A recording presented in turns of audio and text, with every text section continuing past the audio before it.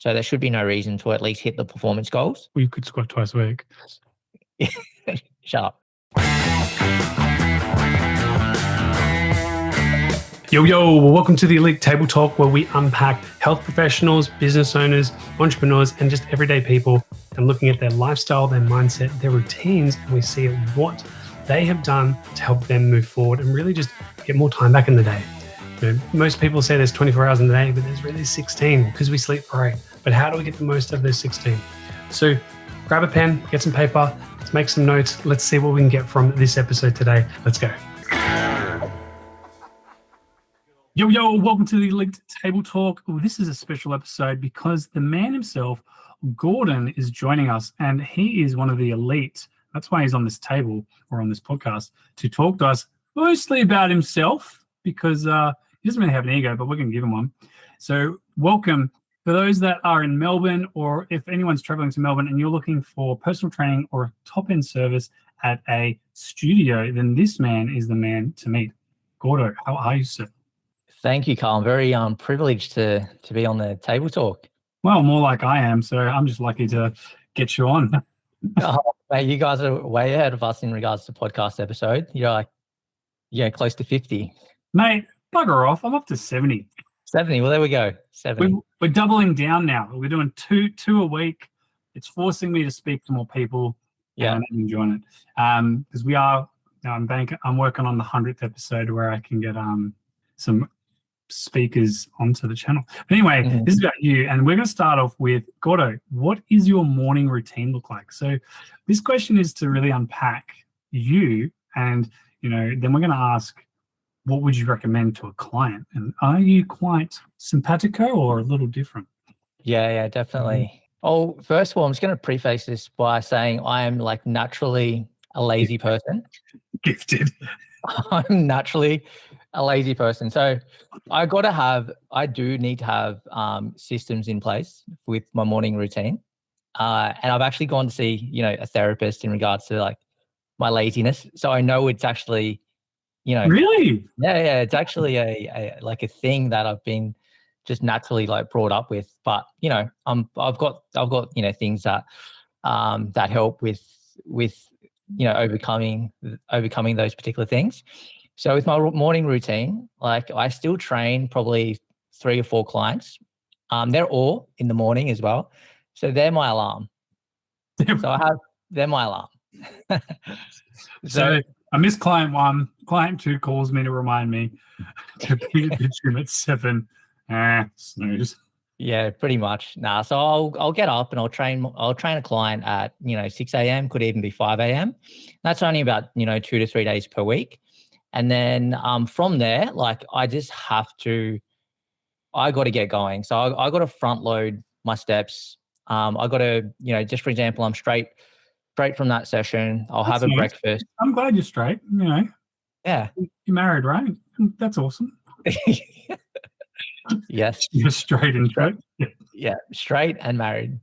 Thanks, Carl. So I'm just gonna check. We just gonna check. Go make sure. Yeah, all good. So yeah, breakfast, and then I'll go straight for a walk. So we're based in Elstonwick in Melbourne, so it's quite easy for me just to, walk to Elwood Beach and then back. Like I automatically know that's 7,000-10,000 steps. That's my steps done for the day, and from there it's pretty much just CEO stuff, working on content, and making sure that the business is operating. And clients are happy. Yeah, wow. So just your ritual is literally like not much in the sense of like do the breakfast, do this. You're like, I know that I need to do these 4 things to be moving forward. So I get it all done. Yes. Yeah, absolutely. Like, I don't really like to over optimize things because you can like have, the morning routine where, you go for a walk, you see daylight, first thing in the morning, you have a nice bath. I have access to all of that, but I know that if I don't get like what I really need to get done, like first or completed during the day, it's just going to, it's not going to make me feel good. Or like I've finished what I've needed to do for that particular day. So it's really all about optimizing my energy levels to get the most important done, to get the most important task done as efficiently as possible. Right. What are your three biggest things are train people, 10,000 steps, and then be the CEO. Yeah. So the training part is like you got to have something where there's like a really hard consequence to get myself up, right? So if I didn't have a session booked in to coach someone or train someone, and I just had a standard alarm, knowing that I'm a business owner and I've got the whole day to get one or two tasks done. Yeah. I'm sleeping in until 11 a.m. You've been a coach for a long time. Mm-hmm. How many years now? Decades? Yeah, probably over 10 years. So you have the knowledge. I guess let's pivot this to a client, like you've got a corporate client, and everyone's part of the 5 a.m. club.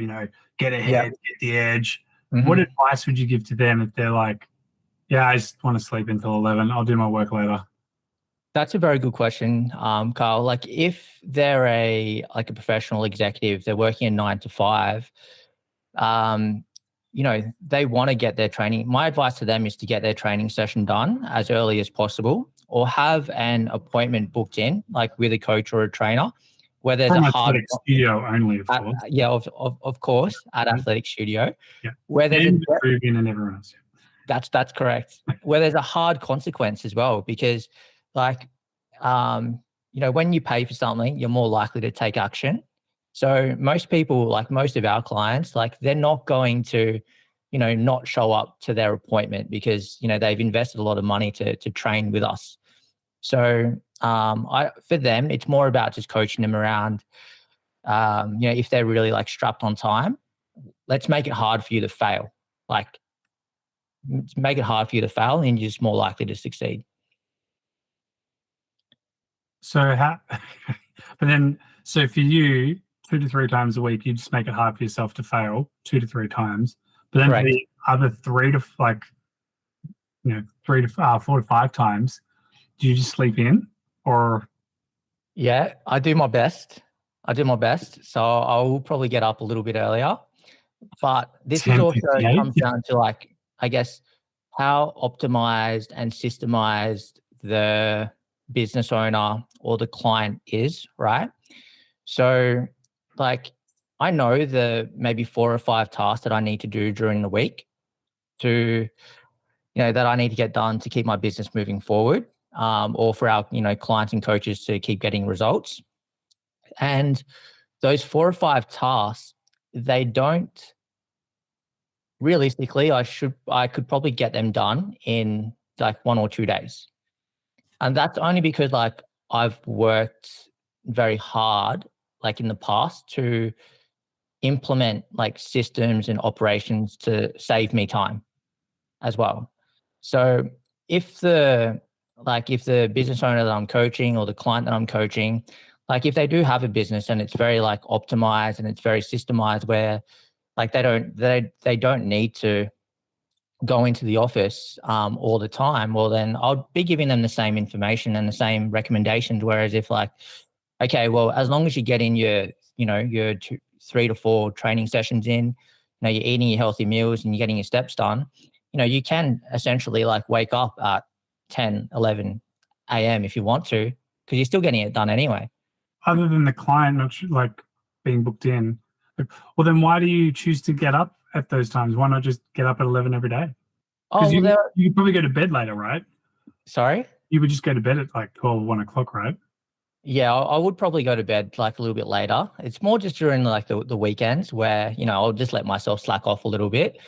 But, as you'd know, Carl, like having, a personal training business, it's always good to be in the studio too, just to make sure that, yeah, you want clients to see you. The coaches could keep the coaches on their toes. So I just like scaring the crap out of clients. It's great. Yo. Yeah.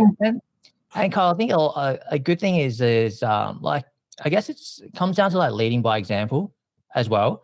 So 100%, like I could definitely just, you know, keep things the way that they are. I could like choose like not to train the clients that I choose to train and, you know, wake up 11 a.m., 12 p.m. and just live a very like chilled, relaxed lifestyle.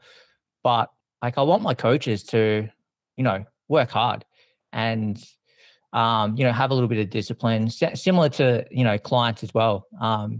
You know, I like to kind of like lead by example in that way too. Well, okay. Well, that's just the morning routine. So the morning routine is not to be lazy, even though I'm lazy, and I make my clients wake me up. Do your clients bring you coffee? That's the question we want to know. Do they bring you coffee? Oh, we just gotta, you know, we've got to, you know, coffee's straight at home. No, I used to have a pod, used to have the pod.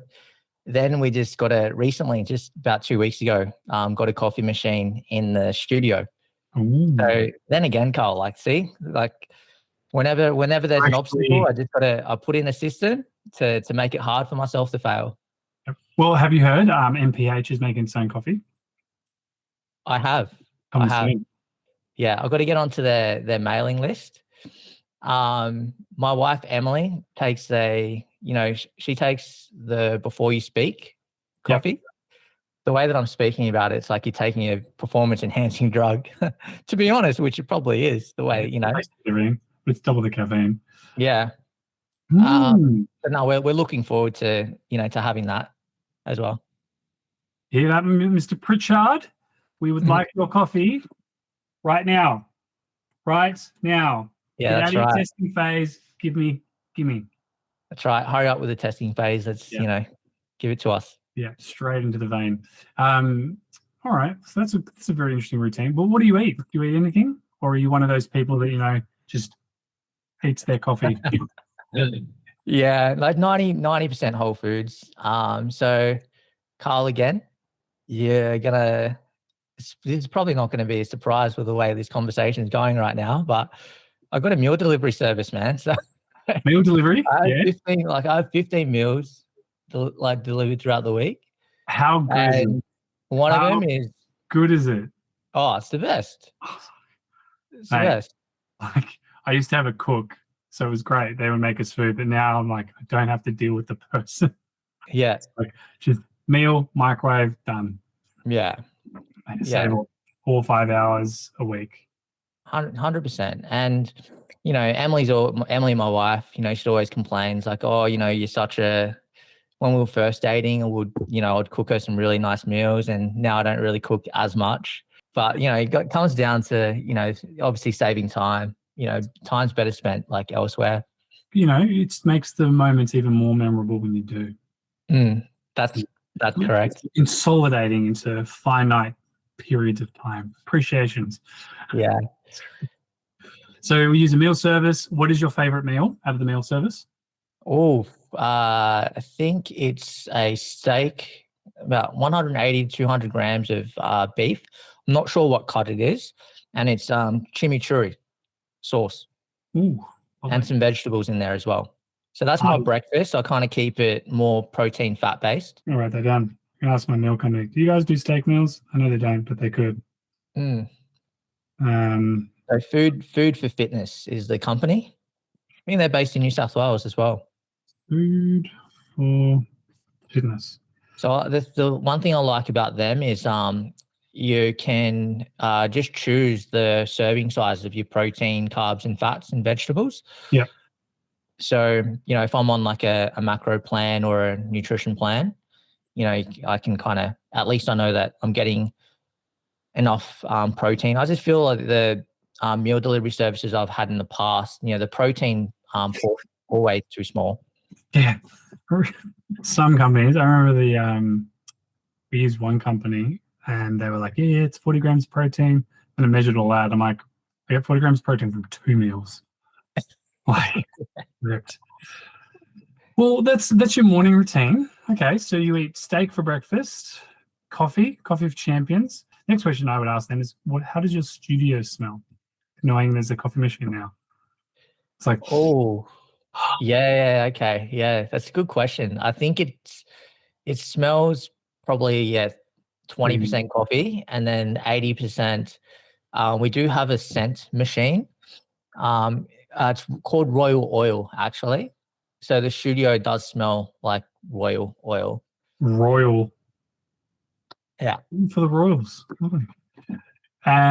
Okay, so we're getting a bit of a picture. Gordo's not the he's not a high performing individual that is up at 5, ice bathing, getting his feet in the dirt. No, he's actually just a high performing, a lazy man. He's like, I've built the systems, I've structured it so I can get everything done and still chill and enjoy life whilst Yeah, man. thriving in business. It took me like I had to grind, and it takes me effort to build those systems. But man, I own it. Like I'm naturally lazy. I own it. Oh, you built your business in 5 years. Yeah, I did in 10. What inspired you to then, like, so often people feel like you got to be on the go, right? And often you said you've grinded for a long time and you've built it to a point where you can say you're lazy, but really, are you lazy, or are you just, well systemized, well, like, organized, everything that, you don't have to be like amping up every day, right? What inspired you to like stick the course? Because that's not 1 month later I've built this thing. That's taken you years, right? Why'd you get into fitness? And then why'd you stick with it? Yeah, in my early 20s, I mean, I partied quite a fair bit. And I think it was more of a career thing. Growing up in an Asian family household, running your own personal training business isn't something that you just kind of like do from the get-go. I think it was just more out of necessity, where like I was working in a job that I didn't really like. So working in a call center, I went to high school in Brisbane, and how they score in grade 12 is like OP. So if you get an OP1, like that's the highest score, and an OP25 was like the worst. I think mine was probably like an OP23 or 24. Yeah, I kind of didn't really have like much going for me, in a sense where and this is all that I knew then, was like, I just thought like to be successful, you had to go to university and, get a good 9 to 5, paying job, and then just, work your way up through some particular business or company. And then, for me to get to that point, then I would go to TAFE, and I did do a couple of TAFE courses. But then I just never really kind of felt fulfilled. So then I came across an online course one day, and it was more around about, doing things that, you're passionate about. And for me, all throughout like high school, the only class that I really enjoyed was PE, which was sport. Yeah. And then in my early 20s, it got to a point where I was, I'd gained a lot of weight through like an unhealthy lifestyle. And then, I started working with a coach or a personal trainer. And then through my own, weight loss process, I thought, wow, okay, people are actually asking me questions, how to lose weight. And then it's kind of, naturally a natural progression, like, and then asking myself the question, how can I actually make a career out of it? And then you obviously just dig a little bit deeper into that rabbit hole. And then from there, it's more about, okay, and how do I like stick the course and stay the course? Then, luckily it's, in the beginning, you're trying to find out, okay, how to actually make it work, how to make a career out of it. And then, you get to a point where, okay, it's actually like I am making a career. I am comfortable with that particular role, but, how do I take myself to the, that next level? And yeah, you can definitely be very comfortable. Like I could, be very comfortable with working by myself, being a personal trainer, but, those challenges were like, how do I help more people? How do I, create a lifestyle that I'm really going to enjoy as well? So then, it just comes down to, a bit of lifestyle design, but also, being in a position to like help a lot more people. Like I know that if I have a team with me, I can help more people with my health and fitness rather than like it's just me. But also it comes down to how you want to help people too. So like just for example, online personal trainers, they can help a lot of people, but most of the time they're with themselves, right? So what I found was like when I hired my first coach in Fitness First, like I actually really enjoyed that process of like having a team member, coaching them to get better and being in that team environment, rather than just being successful on my own. So it was just naturally like, yeah, how do I, and then, how do I build out team? How do I, essentially just build out athletic studio? Well, what was just probably to go through that journey. So you know, doing well as a PT, like so you're a fat kid, learned some courses, didn't like any of them, really enjoyed PE, stuck with it, started to build your own career, well, to PT, and then started to become successful on it, hiring someone and then building to your own studio. Is there any like main lessons or points through that journey that really stick out to you? Like for me, a big one was, when I hired my first trainer as well, it actually started with talking about all her supplements that she was taking. And then she's like, I should just work with you. I was like, yeah, you should, because then we could save time having to meet up every so often. Yeah. So are there any main memories that you have or turning points for you that have kind of helped you move forward? Yeah, I think the main thing that's actually helped me with my my personal training career has nothing to do with personal training at all. So when I first moved to Melbourne, I was still in my early 20s, but I wasn't very confident, with my communication skills, and working um, in a subcontracted fitness role, right? Like you would always be reliant on the leads that you get from the gym manager. So to be successful, you really need to, have a different like element. Like you need to be able to talk to people and communicate to people. And in my early 20s, like I actually went through a really like, I wouldn't say it, like a tough kind of like breakup with my high school girlfriend back in the day. Daggers, And mate. right. And then from there, and then you're like, Rocky oh shit, Balboa. I actually don't know how to actually talk to girls. Like I'm very unsuccessful with women. And then I invested in a dating coach, and what he would get me to do is actually, he would help me with my communication skills. So he would actually take me out to, like the Melbourne CBD, Fed Square, and we would just, uh, you know, start talking to people in like not a seedy way. Like, And plus, have you met I didn't have Gordon? I didn't have the skill set to be successful anyway. So trust me, I was not successful during this coaching period at all. Um, but what the main lesson that it taught me was, um, like nothing bad is going to happen, and you know, uh, you would be really surprised at, um, how receptive, some people can be as well, and like how nice people can be, like to like strangers. Hang on, rewind. So you go dating coach. Yeah. Cool. Would you just walking up to people like, would he be like, hi, nice to meet you? They're like, oh, nice to meet you. Have you met my friend Gordon? Like we're talking No. So he would, scenario here, wingman? yeah. So he would like coach me, and he would pretty much like give me a script. Not a script, but like a guideline. Hi, my name is first name. Exactly. Gordon, And then, sorry. no, but okay. So like you definitely, it's not like that, but it's more around like observation skills, right? So, and this is for people who are like naturally, confident at talking to people. That's probably the first thing that you would do. Like, hey, I really like your jumper. Hey, cool shoes that you're wearing, right? I didn't even have those skills to be able to like generate those conversations. I appreciate the comments. Thank you. Yeah. Yeah. I like your hat. It's very nice. Thank you. Comes with the Thank shirt. you. So it would actually just start like that. So you wouldn't, this is something you wouldn't do like before. Yeah.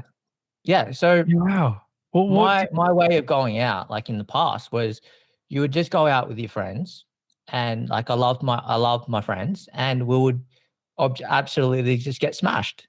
let me rephrase this. I love you guys. If you're listening, don't come after me, Exactly. but I don't like your shirt. Yeah. Okay, so But you go out with your friends, get smashed. Yep.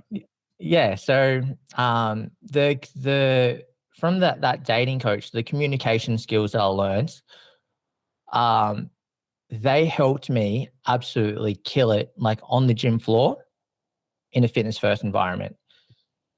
Because all that I would do is Nice like, shoes. You need a PT. yeah, but I'd make it relevant to fitness and training. Like, hey, can I give you a tip on your that lat pull down, or hey, how are you going with your training at the moment? I see that you're coming in quite regularly.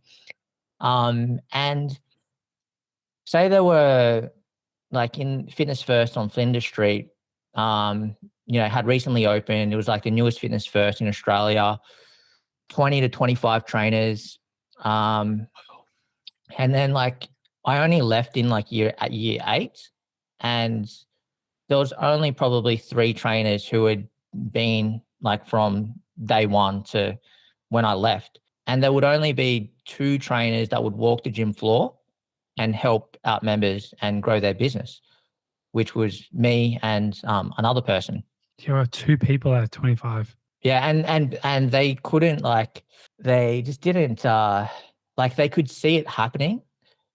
And because in a commercial gym environment, it can be quite competitive, because, like, it is naturally competitive anyway, because everyone's working for themselves. Because I had, by this point, been rejected in Melbourne CBD probably 150 times, it didn't affect me at all. I was like, boom, on to the next person, on to the next Yeah. person. Did Yeah. you have any you're the bird that like stood me up at World Square. How you been? That's not a lat pull down. Yeah. Yeah, who knows? Could have been. Do you have any of those moments? Or No, no. Well, my wife Emily, I did meet her on at the gym on the treadmill. Oh, okay. Yeah. What was your line? Nice stride. We should date. The most challenging thing with people on the treadmill, they have their headphones in, right? So I would, if there was a treadmill free on the side, you would actually have to go on that treadmill and then signal, because you couldn't say anything. You would have to signal with Just your hands to take their headphones off. You just got to do The eyebrow raise. So you would just would you walk next to them and just be like, Yeah. I wouldn't walk next to them. I would just pretty much get their attention and go signal, like, hey, take your headphones off. Yeah. And then I would say, look, hey, do you want to come in for a complimentary session, blah, blah, blah. What are you doing with your training? is that how you got Emily?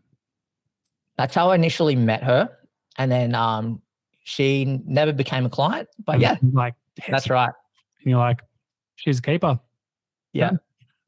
I didn't realize that until probably maybe 2 years after I met her on the treadmill.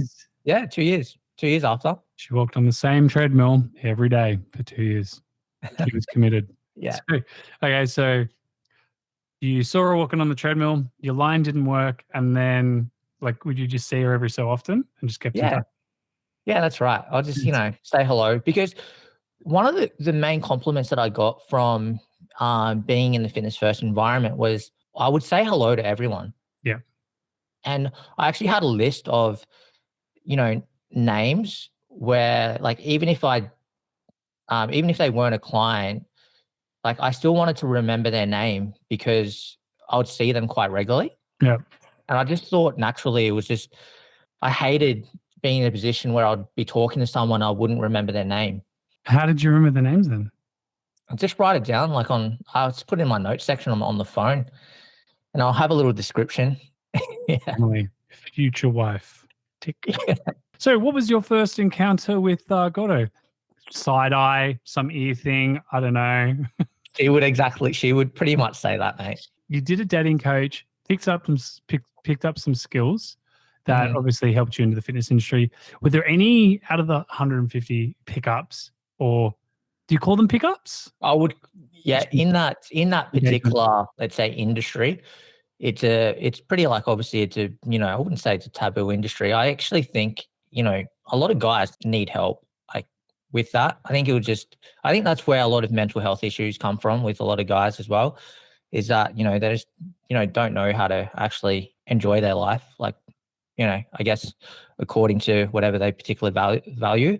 But yeah, to answer your question, I would call it approaches. Even in the fitness industry, you would call it the same thing. You're actually just you're approaching a potential prospect. So it sounds like a bit like a big misconception is that men have to be tough and suck it up, versus the comparison of the dating industry and the relationship fitness industry. So you see that really that people need to be inviting and helping one another and being like open and aware, like that they should just be there to help everyone, and just it, good or bad, you're just there to build it, like to get to know another person. Yeah, that's correct. I mean, but then again, the thing is, like, in any industry, there's always people who are not in it for the right reasons. Where if that's the client themselves, the client who's going to see a dating coach could genuinely just be there to, like, okay, I'm there just to learn skills so I can manipulate as many, women or men, as I want. And obviously that's not a good thing. But for me, I was just genuinely there because, like, I just didn't have my communication skills just really, like, sucked. I just didn't know how to, like, talk to anyone.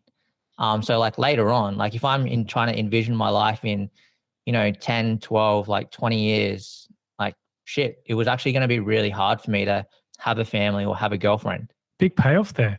What is another highlight if we were to go over this decade? So we got dating coach, Mhm. wife walking on the treadmill. Yep. What would be your third biggest highlight? Now, even up to today. Yeah, definitely. Opening the studio. Yeah. So I had it. Yeah, definitely. That's one of the things that were written down in one of my goals. So, part of, you know let's say, a little bit like lifestyle design work for myself is, obviously, in with personal training, if you're working like on your own, there's a lot of physical hours throughout the week. I think it's necessary for you to do to become like a really good trainer. And I always knew, like, okay, well, to help me get to, let's say, my financial goals and my lifestyle design goals, where I can, you know, earn more and potentially work less, or work less physical hours, then, opening up a personal training studio would be like the way to go. And, someone who, you've worked with in the past, Mark Otobre, he, was a very big, like, I Mr. guess, mentor for Wolfpack. me. Yep. Yes, yes. So, Wolfpack, I was in his first Wolfpack. And that's where, you're just learning from someone who's, got the model or achieved something that you've done before. And it's very easy just to, or take inspiration to, with what he's done with his own studio. Bring it all the way back to Mr. Routine, Mr. Lazy Man himself. Mm. When you which is great that you own it, because so many people, I think it's, lazy is probably not the right word, because you are someone who's quite motivated and has goals and ambitions, right? Yeah. So what was it like for you, being part of Wolfpack? There's 40, 50 other business owners, and there's a lot of them are like high energy and really focused, and they're doing all the morning Mhm. stuff, and you're just like, let me know how that goes. What was it like for you opening your studio in comparison to others? Were you just like not phased by it? You're like, I'll just let everyone do their thing, and I've got my 3 questions for Mark.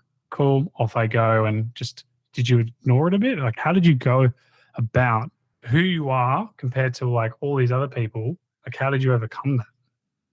Okay, so back then, so this was probably about probably 6-7 years ago. This first Wolfpack mentoring group, and I didn't own being lazy as much as I do now.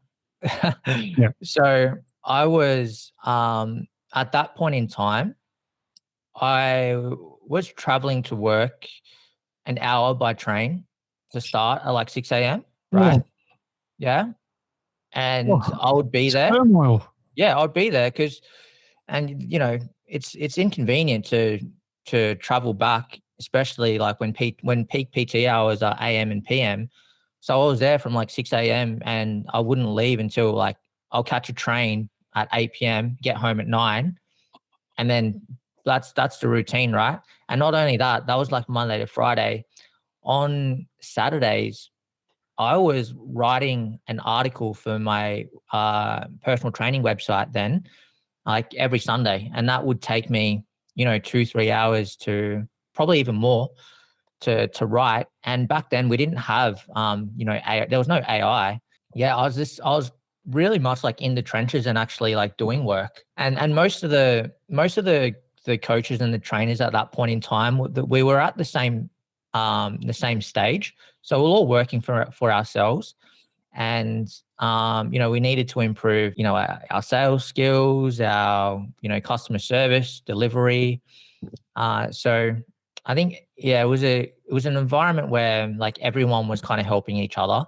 You didn't really like, and I'm just not like a natural. I wouldn't say I'm a naturally competitive person, but I like being at the top of the class. Kind of like, I guess, unconsciously, like work to be in that position.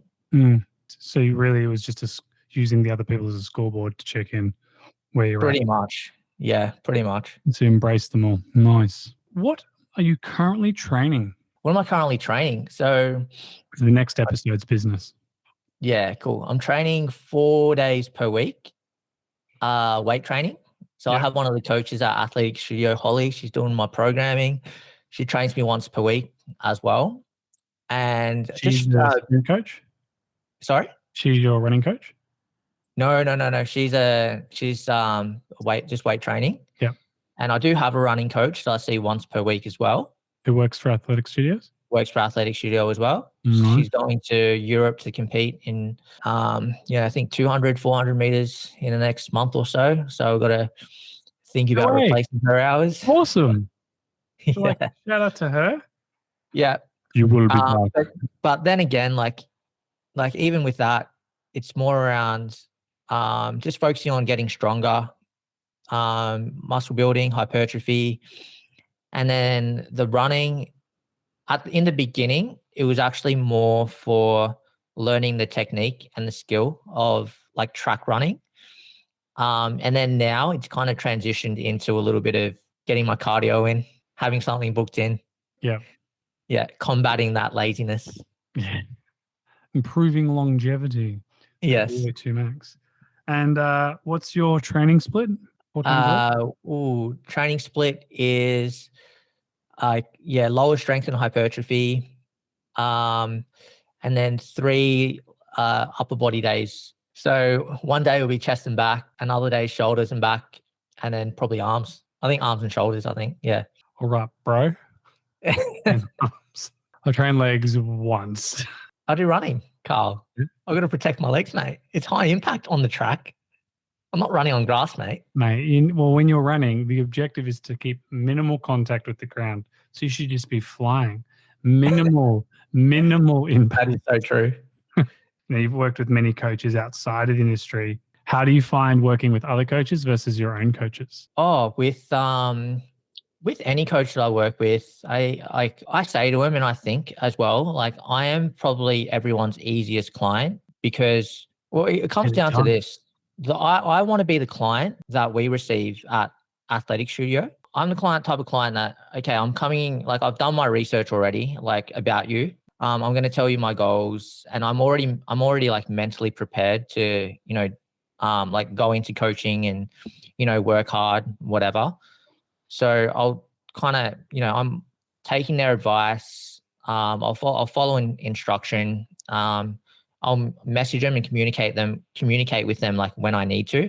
And to be honest, it's actually not a lot because I know how to, take accountability for myself as well. There have been times in the past where, let's say, like I've trained for I train for a photo shoot, so I know what it takes to get into that particular shape. When I'm doing coaching with Holly, or previously I was doing coaching with one of Reese Adams' coach as well. They might think that yes, I've come to them with a improving my body composition goal. If my measurements aren't going in the right direction, like I know it's not their fault. Like I know like that would just come down to me, and I'm probably having maybe one or two free meals that aren't on the plan, or work's been busy, and I probably haven't gotten in as many steps as I should. Yeah, I'm not going to really complain about. I don't complain about that to them. I just let them know what's happening. If I do really want to take my body composition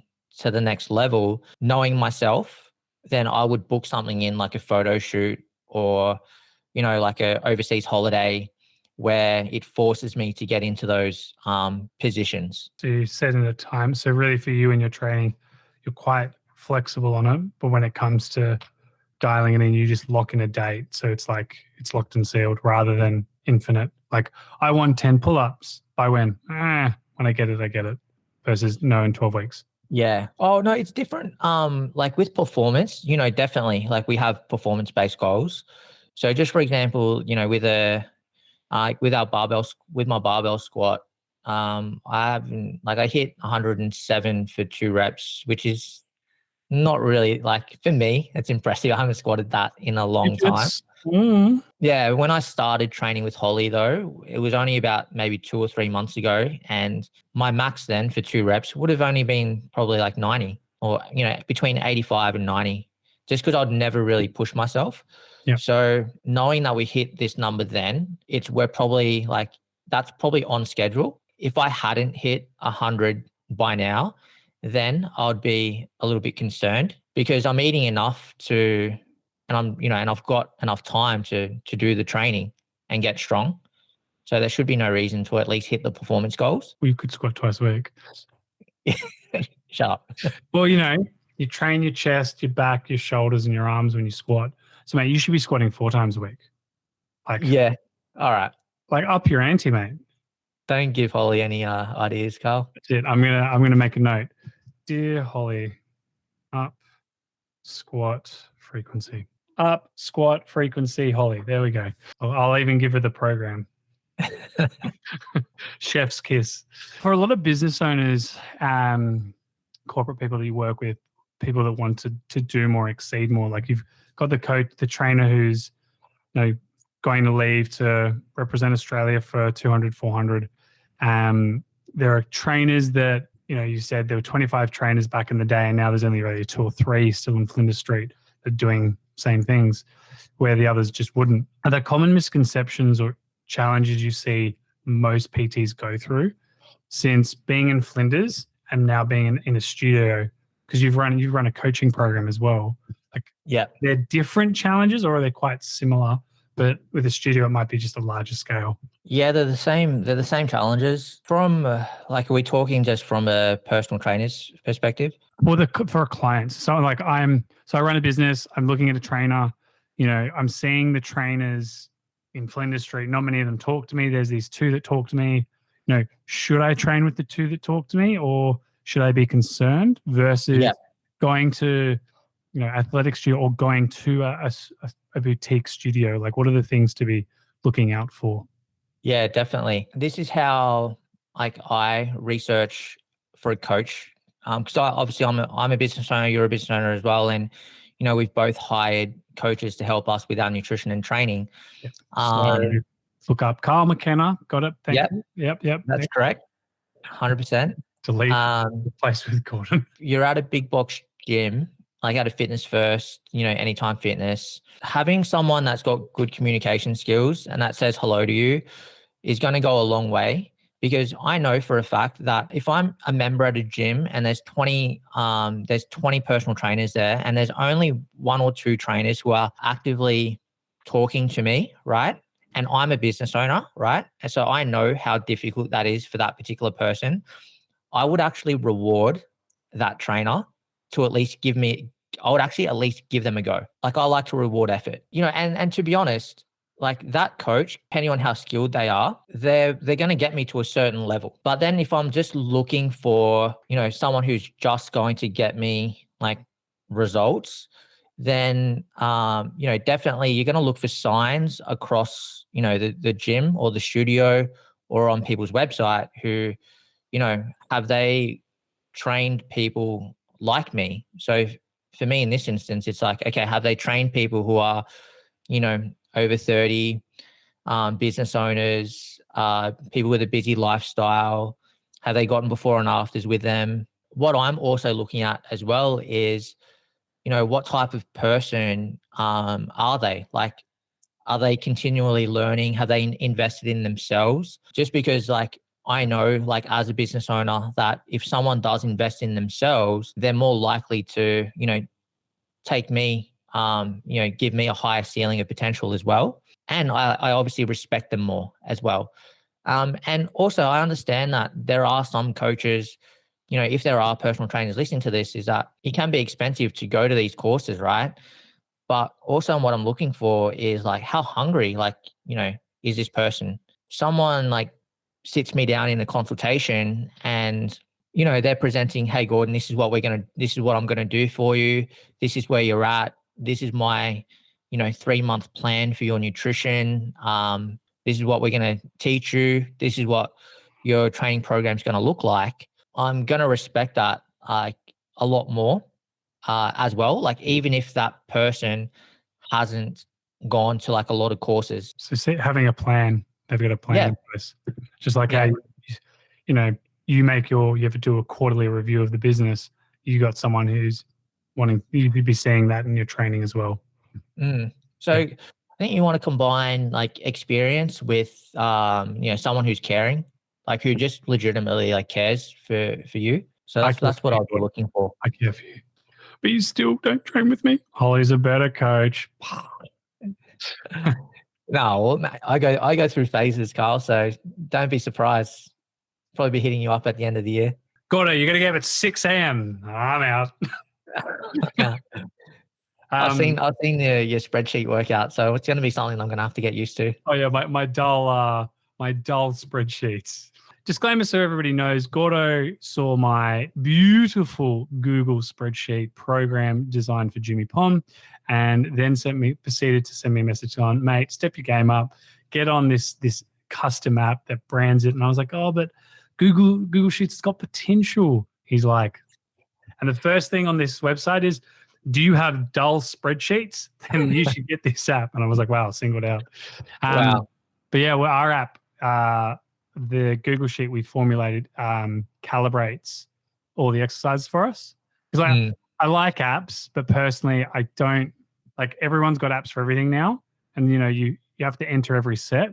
And like for our clients, you're busy. It's like you want to enter your weight, but you only want to probably do it once or twice. But that's still tracking data. Where with apps, you've got to track everything, which is good, but at the same time, then you're on your phone most of the time. So it's like, yeah, that's a good point. A lot of some of the coaches at Athletic Studio still work with spreadsheets as well. Yeah, they're my favorite type of trainer. Just probably to wrap there's 2 more questions I would ask to wrap this up. I've got plenty more, but I would say you just touched on with your question. You understand that courses can be expensive. So, when you're looking for a coach or a trainer, flipping it, how do you then stay up to date? Because, we could spend all our money on courses, but then it's like, well, then we're not really reinvesting the business to expand it. How do you then stay up to date? Good question. So, like, as a business owner, Carl, like, there's different aspects of the business. So it's not just nutrition and training. So, like, I feel that with my current nutrition and training knowledge, I can service a top tier client for, like, let's say for 5 years, right?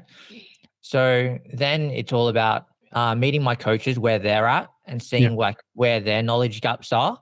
So then that will kind of determine like what type of coaching courses that will need to attend. So if I'm bringing someone in, it's more tailored to servicing my staff, but my own like education investments that are for me are more tailored to like business overall. So then, it could be developing, learning from other business owners and seeing if I can optimize my business in better ways, or creating different, streams of business as well that are still relevant to athletic studio. So, things like that. But also, one thing that's really important is you don't want to get into a position where you're paralysis by analysis. Like, you just need to learn enough to do the job to get your business moving forward. Yeah. Like I have a rule for myself where I probably only follow like one or two people, let's say on my Instagram account, or if I'm looking at doing a course, and that's it. Otherwise, what happens is you're just going to go into a massive like rabbit hole, or just learning from too many people, and you're going to get too confused, and you're going to do nothing about it, because you're just going to feel like, I need to learn this, I need to learn that. So like, even for like with my coaches and with my staff, where like for them, it's just focusing on, they're already good at nutrition and training. All right, let's get them, a couple more extra courses, which which just helps their positioning when clients are, analyzing our business and comparing it to, other personal trainers. Well, that they can see that, my coaches have done so many courses, and it's a no-brainer to come and train with us. Who are the two people you're following at the moment? At the moment, I'm in two masterminds for business. One is Mark Coles. Oh yeah. Yeah. So he's big in the obviously the personal training industry as well. So, because at the end of last year, we launched our like online coaching business for Athletic Studio, and then the other one is a lady named Lauren Tickner. So I think she's based in the UK, and that's just more business overall. But what the commonality is to help out with online services. So what happened was, like, Mark would help out with our online coaching service for, that's more tailored to personal training. And then Lauren was helping me out with online coaching for like coaching personal trainers to grow their business. So I was testing and running, like, building out these two different revenue streams at the same time. And then what I figured out was online personal training side of things was just taking off a little bit more, and doing the business coaching for personal trainers was just taking a little bit more of my time away from, obviously, the other one. So then we're just kind of like, all right, let's just scrap the business coaching one for a little bit, and then we'll just go a little bit more all in on helping people just online with their nutrition and training. In summary, to stay up to date, you only really focus on 1 to 2 people at a time, and just really, look at them from all angles. And sometimes you'll work with them in a mastermind group, or you move on. And you're currently working with Mark Coles and Lauren Tickner. Yep. Cool. What is the top lesson? And your guest Rachel, right? Rachel Guy. Yeah, she's in Lauren's mastermind. No way. Yeah. All right. Do you talk with her much? No, because I haven't been paying attention too much in that mastermind. So it's just recently where I've hopped in and I was like, oh, okay, Rachel's actually in there. That's so funny. And she's very active on there. Yeah, I love her. She's great. Yeah, she's cool. Love her energy. I'll let her know. So I'll just add that to my list. So Holly's increasing squat frequency, and I'll get Rachel Guy to call you out. Yeah, no, she's a gun at what she does, Rachel. We got a lot of inspiration from like her content and the way that she does things. Yeah, and David's her partner, so he's the guy for our 100th episode. I've got the name. Oh wow.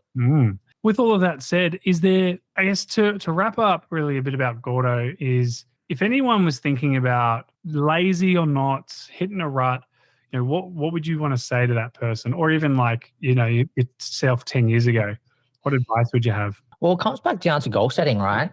You need to have like realistic advice. If you think that you're like lazy and you're stuck in a rut, like that doesn't necessarily mean that you're not going to hit your goals in the given time frame. Then it just comes down to like, are you actually lazy and stuck in a rut?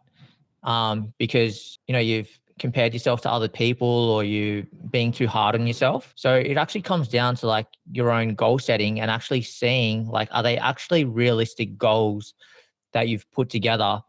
And all the action steps that you're taking, is it going to get you to that particular goal in that like point in time? If someone has a health and fitness goal and their goal is to lose 10 kilos by the end of the year, and let's say an expert like myself or you has given them the advice that to get to 10 kilos by the end of the year, you need to train at least 3 times per week, do X amount of steps, follow this particular like nutritional guidance, and literally just like whenever you have questions or whenever you have a problem, message me or call me, right? If that person is like doing that 90% of the time, they still feel like they're lazy and stuck in a rut, well then I would actually just say to them like, hey, you're actually doing what's needed to kind of get to your goal. Then it might just be like communicating with them and just maybe they're just not living up to their potential, right? Stop playing small, play big. 100%. They got to for someone like that, they probably just got to like have play bigger. But like for me, when I say that I'm naturally lazy, I am lazy, but I'm still doing the work that's required to help me get to my goals in the period of time. I've had professional advice and people from the outside, give me certain tasks to do or tell me what tasks I need to do to get there. Yeah, focus on what you have control of. That's correct. All right. Well, for those that are stuck in a bit of a rut, that is the advice that we have for you. If you want some business advice, tune into the next episode with Gordon from Athletic Studio. Till next time, adios, amigos. Thanks, guys. Hey guys, thanks for tuning into that episode. Hope you really enjoyed it. Remember to like and subscribe to the channel and also to share so we can help more people. Now with your pen, you've probably written down heaps of things, but the things like myself, like there's blank pages, but pages, got lots of notes. What are the top 3 that you got out of today's episode? If 3 is too much, action on one thing and just see how it goes for you for this week. And make amendments and adjustments so you're constantly improving and refining and moving forward in your health, your training, your life. If you ever get stuck, reach out to us at info@vitruvianhealth.com.au. Always here to help. Till next time, adios, amigos.